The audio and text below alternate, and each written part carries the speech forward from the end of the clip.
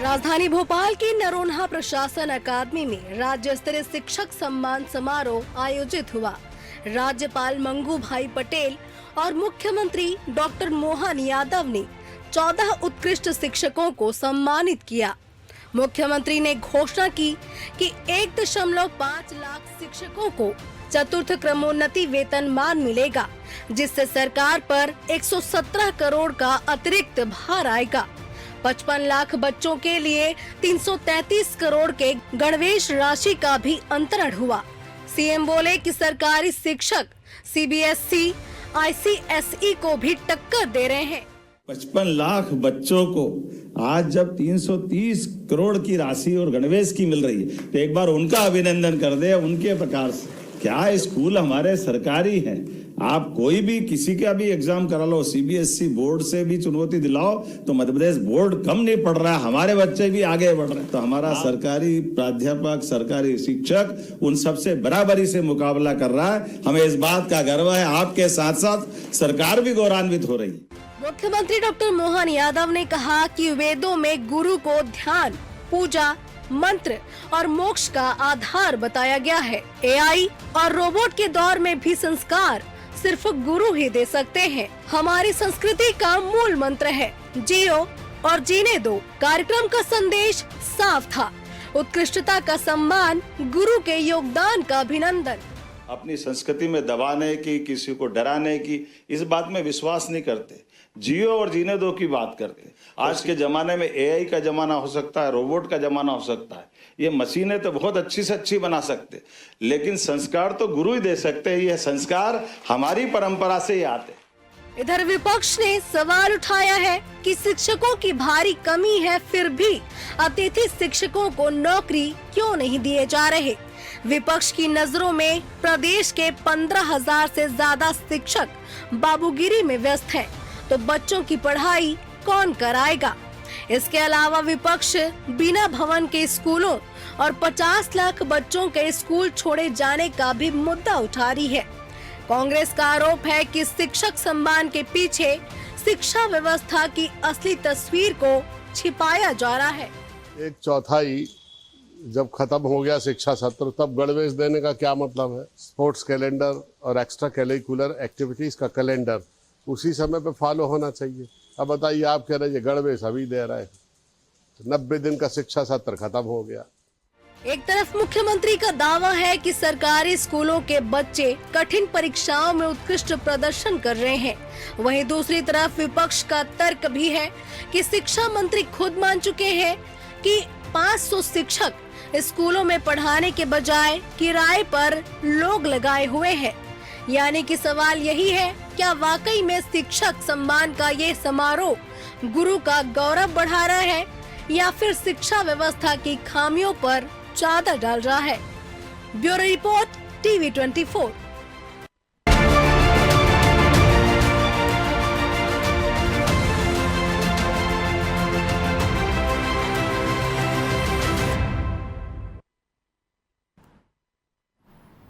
नमस्कार, मैं हूं मोहन तिवारी। डिबेट लाइव बड़ी बहस मध्य प्रदेश में आपका स्वागत है। और बड़ी बहस मध्य प्रदेश की आज हम इस विषय पर करने वाले हैं कि पूरा देश जब शिक्षक दिवस मना रहा है तो शिक्षकों के सम्मान के कई कार्यक्रम हो रहे हैं और मध्य प्रदेश में गुरु गौरव के जरिए गुरुओं को सम्मान किया जा रहा है। शिक्षा नीति को बेहतर करने की बातें की जा रही है। मुख्यमंत्री ने जिन कार्यक्रमों में आज हिस्सा लिया उसमें शिक्षकों की पदोन्नति जैसा महत्वपूर्ण फैसला भी उन्हें सौगात के रूप में दिया है। इसके अलावा हम देख पा रहे हैं कि मुख्यमंत्री शिक्षा को बेहतर करने की दिशा में कई बड़ी घोषणाएं आज करते हुए दिखाई दिए। ऐसे में एक तरफ तो गुरु गौरव मनाया जा रहा है, गुरुओं का अभिनंदन किया जा रहा है, वहीं दूसरी तरफ शिक्षा की वास्तविक स्थिति को लेकर कई सवाल अभी भी हमारे सामने खड़े हैं। ऐसे में जब शिक्षक दिवस हम मना रहे हैं तो शिक्षा के सामने क्या चुनौती है, शिक्षा को कैसे बेहतर किया जा सकता है, इसको लेकर जो सियासी एक रार सी छिड़ी हुई है उस पर आज हम बात करेंगे। इस चर्चा को शुरू करते हैं, उससे पहले मिल लेते हैं उन मेहमानों से जो इस चर्चा में हमारे साथ रहेंगे। हम बहुत स्वागत करेंगे। हमारे साथ मौजूद हैं बीजेपी का पक्ष रखने के लिए प्रेम व्यास जी, बहुत स्वागत है आपका।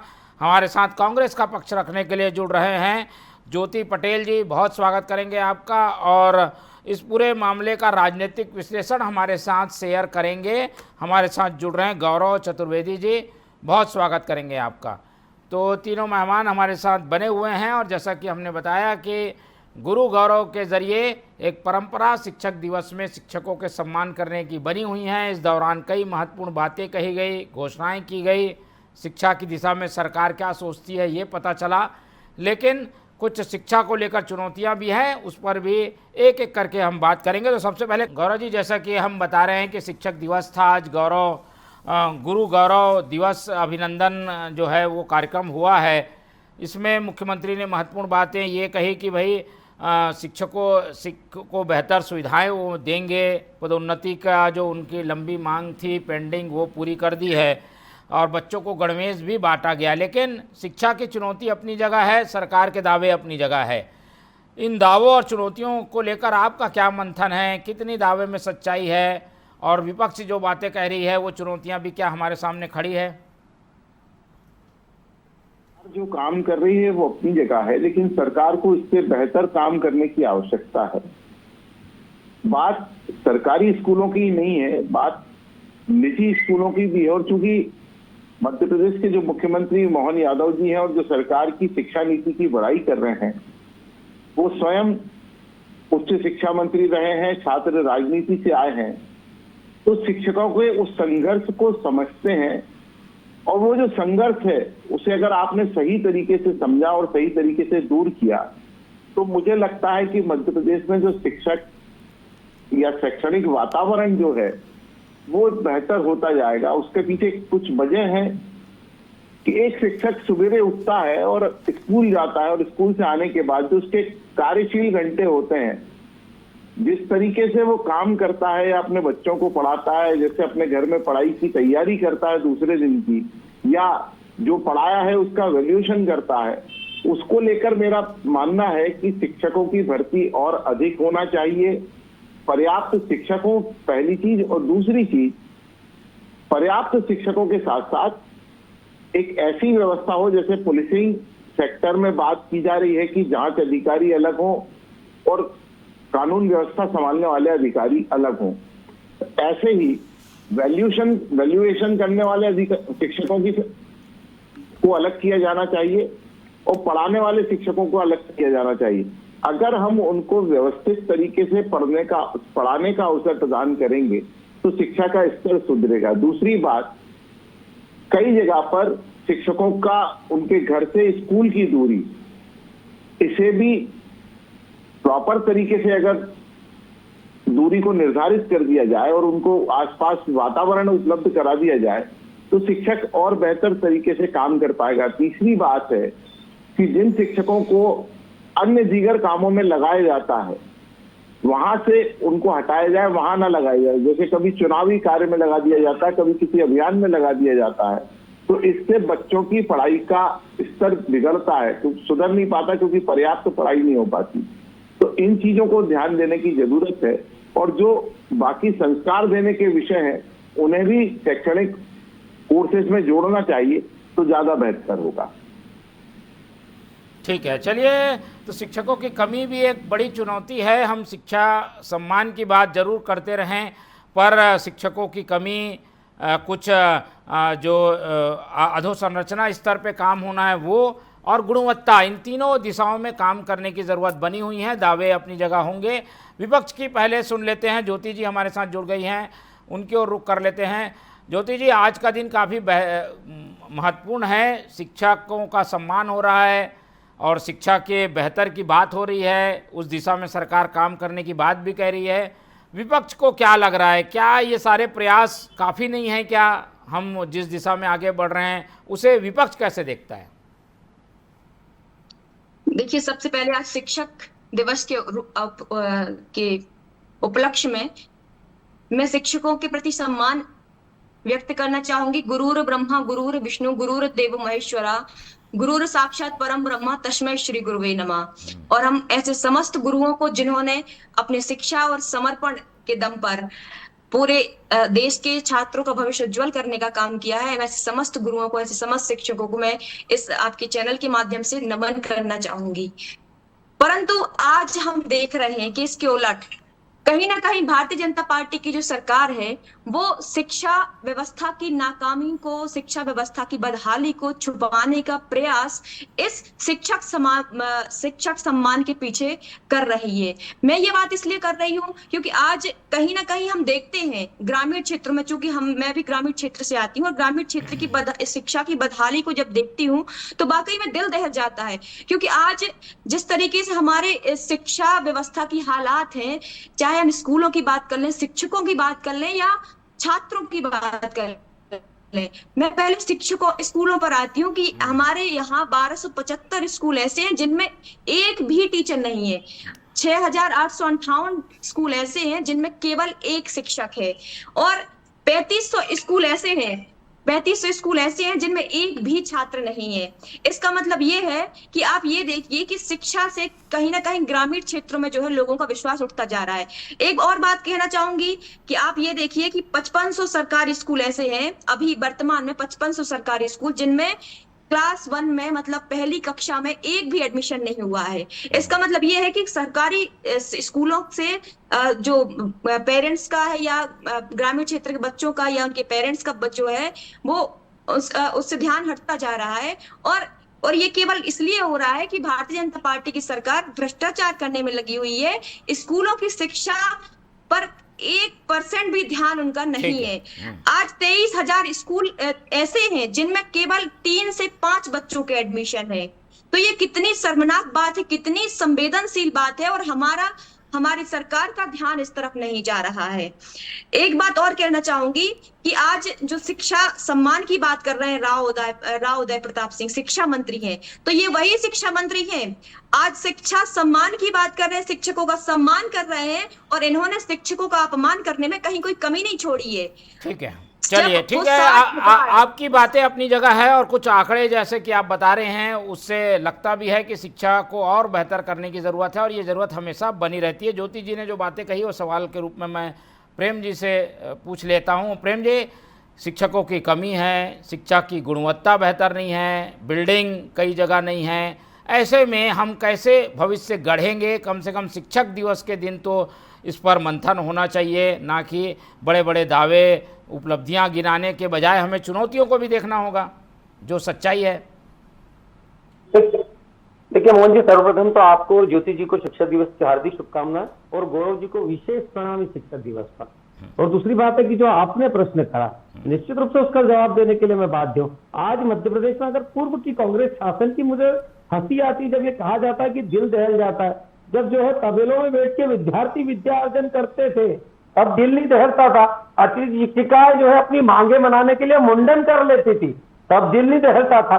अभी देखते परिस्थिति क्या है कि लगभग देश में विद्यालय में मध्य प्रदेश 8.3 स्कूल % पूरे देश का मध्य प्रदेश में है, मतलब हम 2nd पोजीशन पर है। मध्य प्रदेश में लगभग 369 सर्व सुविधा युक्त सीएम राइज स्कूल है, जिसमें स्मार्ट क्लासेस है, बिल्डिंग्स है, डिजिटलाइज है, टीचिंग स्टाफ है। और उसके बाद लगभग 2 झाबुआ और रतलाम के ऐसे स्कूल थे जिनको वैश्विक स्तर पर पहचान मिली थी और प्रथम 10 विद्यालयों में उनका स्थान आया था। तो हमने शिक्षा की स्थिति को वहां तक पहुंचाया। 2023 में गुणवत्ता युक्त शिक्षा में और सुशासन की श्रेणी में मध्य प्रदेश को अवार्ड मिला था। ये 2023 की बात है। लगभग 416 विद्यालय में पीएमसी विद्यालय की तर्ज पर हमने जो है शिक्षा उपलब्ध कराई है विद्यार्थियों को।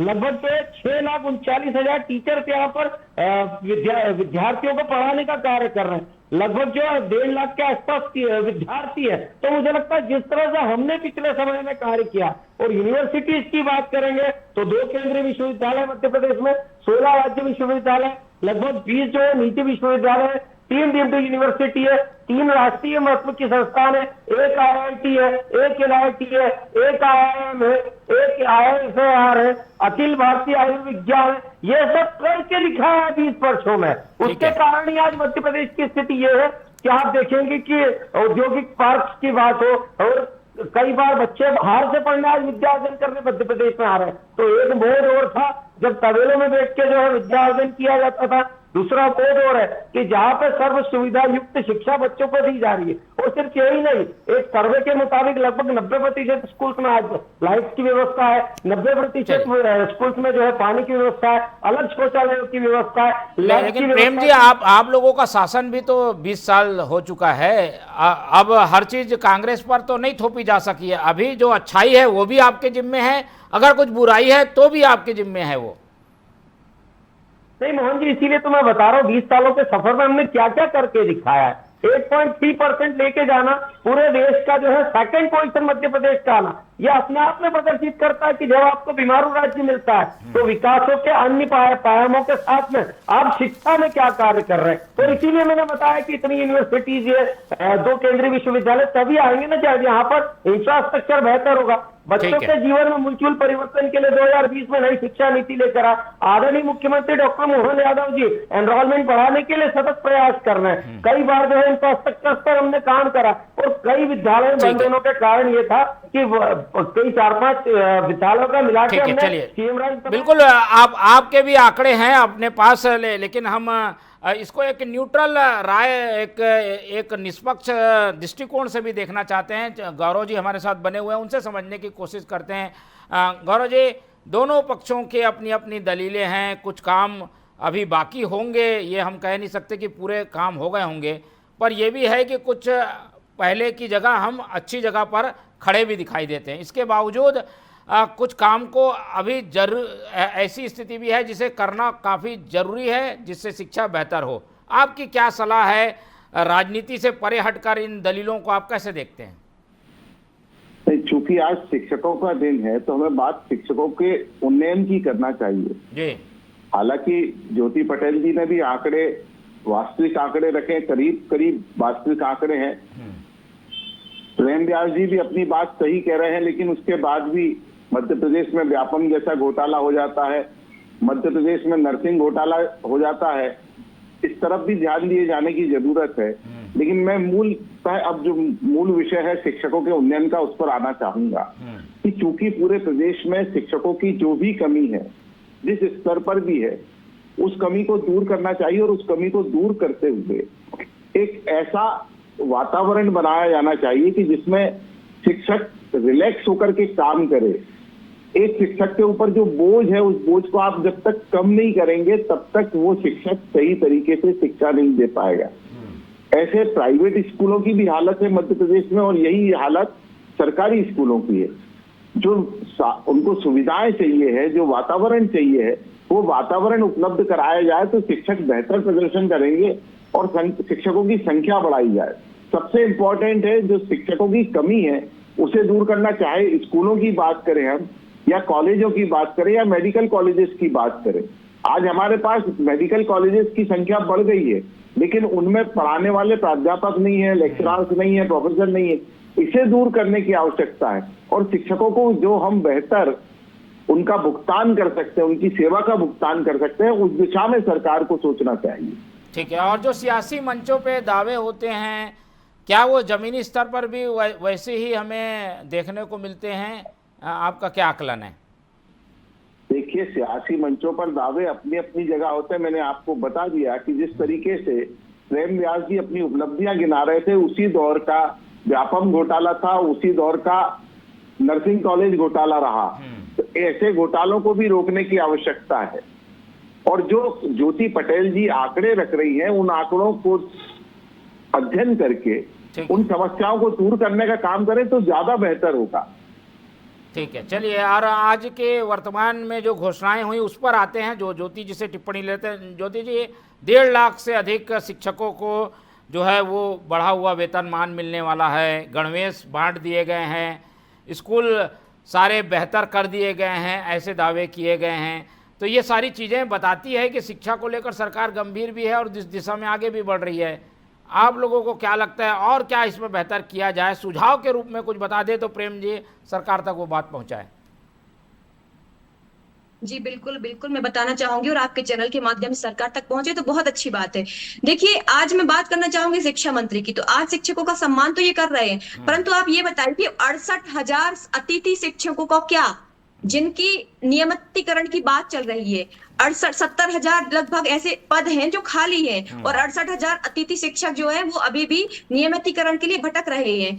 और ये शिक्षा मंत्री वही हैं जिन्होंने ये कहा था कि अतिथि शिक्षक मेहमान की तरह होते हैं, मेहमान की तरह उन्हें रहना चाहिए, घर पर कब्जा उन्हें नहीं करना चाहिए। इस तरीके से उन्होंने अतिथि शिक्षकों का अपमान करने का काम किया।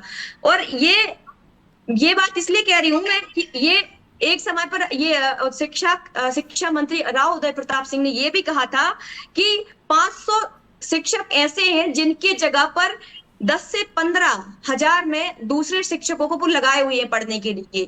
तो ये शिक्षा व्यवस्था की हालात है। तो मेरी सबसे पहली मांग तो आपके चैनल के माध्यम से यही होगी कि ये जो लगातार ड्रॉप आउट हो रहा है लड़कियों का, चूंकि लड़कियों का ड्रॉप आउट होना एक बहुत बड़ी चिंता का विषय है, क्योंकि कहीं ना कहीं लड़कियां पढ़ाई छोड़ रही हैं, उनका भविष्य अंधकारमय हो रहा है। तो केवल एक पीढ़ी नहीं, एक परिवार नहीं, दो परिवार जो है वो अंधेरे में जा रहे हैं। तो लड़कियों का ड्रॉप आउट रेट किस तरीके से कम किया जाए, किस तरीके से लड़कियों को पढ़ाई छोड़ने से रोका जाए, उनके जो भी कारण हो, चाहे वो ग्रामीण की सुरक्षा व्यवस्था हो, चाहे उनके पेरेंट्स की असुरक्षा को महसूस करना हो, ऐसे तमाम विषय, तो इस पर शिक्षा सरकार को ध्यान देना चाहिए। दूसरा, इन 68 हजार अतिथियों को नियमितीकरण की दिशा में सरकार को सोचना चाहिए। और तीसरी बात ये कि चाहे हम ये स्कूलों में जाते हैं, मैं भी शिक्षा समिति की सदस्य रही हूँ, जब मैं स्कूल चेक करने के लिए जाती थी तो वहां पर देखती थी कि इकोनॉमिक्स का टीचर है वो केमिस्ट्री पढ़ा रहा है और केमिस्ट्री का टीचर जो है वो हिंदी पढ़ा रहा है। और जब उनसे पूछा जाता था कि आप लोग ऐसा क्यों कर रहे हैं, तो वो कह रहे थे कि यहाँ पे सही टीचरों की भर्ती नहीं हुई है। और कई स्कूलों में स्पोर्ट्स टीचर नहीं है, जहाँ स्पोर्ट टीचर है वहां पर सामग्री नहीं है।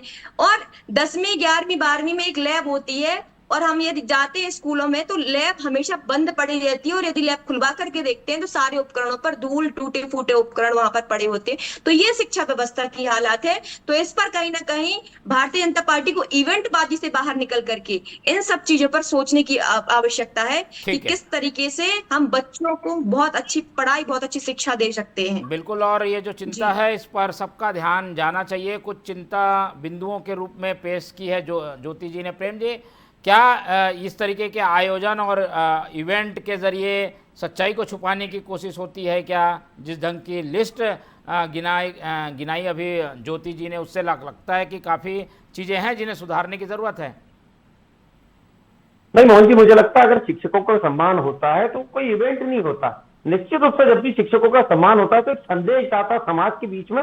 दूसरा, शिक्षकों के बीच में भी एक संदेश जाता है कि आज सरकार उनके साथ है। अगर अतिथि शिक्षकों की बात करेंगे तो अतिथि शिक्षकों की तो 3 प्रमुख मांगे थी। आदरणीय गौरव जी जानते हैं इस बात को। उन तीनों प्रमुख मांगों को हमने माना है, जबकि अतिथि शिक्षिकाओं ने आदरणीय जीतू पटवारी जी के सामने जो आज प्रदेश अध्यक्ष है मुंडन करा लिए थे, लेकिन उनकी मांगे नहीं मानी गई थी। तो एक वो सरकार थी जहां पर महिलाएं शिक्षिकाएं जो मुंडन कराती है, दूसरी वो सरकार है जो प्रथम समयमान हो, द्वितीय हो, तृतीय हो, चतुर्थ हो, आज 50,000 से ऊपर तक चल रही है शिक्षकों को जो है प्रोवाइड कर रही सरकार। तो मुझे लगता है कि दोनों सरकारों में ये मूलभूत अंतर है। दूसरी तरफ है कि यूडीआईएस केंद्र द्वारा यूडीआईएस प्लस श्रेणी जारी होती है, उसमें मध्य प्रदेश दूसरी पोजीशन पे था, और उसका कारण से इन्होंने लाइब्रेरीज की बात करी।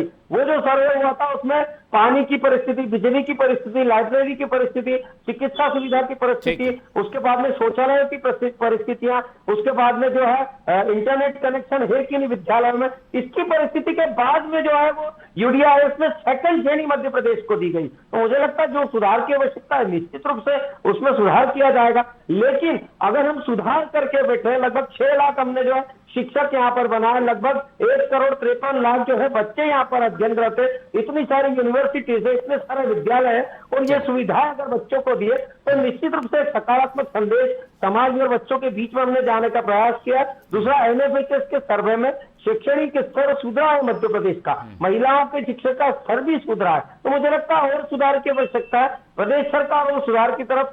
लेकिन पूर्व में जो हमने किए गए कार्य, निश्चित रूप से उसके लिए हम शिक्षकों को भी जो धन्यवाद प्रेषित करते हैं और शिक्षकों का सम्मान भी करते हैं। बिल्कुल। और आज शिक्षा का ये उत्सव है तो हम इस बारे में चिंतन के रूप में इस डिबेट को ले रहे हैं कि क्या हो सकता है, क्या बेहतर किया जा सकता है। कुछ बातें विपक्ष की भी हैं, कुछ बातें सत्ता पक्ष की भी हैं, लेकिन इन सब में मूल रूप से भावना यही है कि जो शिक्षा है वो बेहतर हो और हमारा भविष्य बच्चों का उज्जवल हो।